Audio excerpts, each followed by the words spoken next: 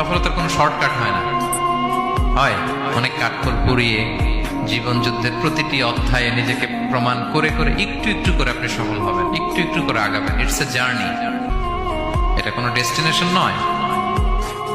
এবং সফল হওয়ার পথ পরিক্রমায় কোনো লিফট নেই, সিঁড়ি বেয়ে উপরে উঠতে হয়। কি বেয়ে? কিন্তু আমরা সফল হতে চাই কিভাবে? ডাইরেক্ট 100 তলায় তো আমি সফল, উপরে সবার উপরে আমি, এইভাবে চাই সফলতাটা। সবার উপরে উঠে যাব, গোল্ড মেডেল গলায় পরাই দিবে, আমরা সাকসেসফুল না। সফলতার রাস্তায় কোনো লিফট থাকে না। কি দিয়ে উঠতে হয়? সিঁড়ি বেয়ে ঘাম জড়িয়ে উঠতে হয়। দেখেন, শুধু আলোর মুখ দেখার জন্য মায়ের পেটে আমাদের কত সময় লাগছে বলেন তো? জাস্ট একটু লাইট, হ্যাঁ, 9 মাস 10 মাস সময় লাগছে শুধু একটু আলো দেখবো আমরা। একটু আলোর মুখ দেখার জন্য আমার লাগছে 9 মাস।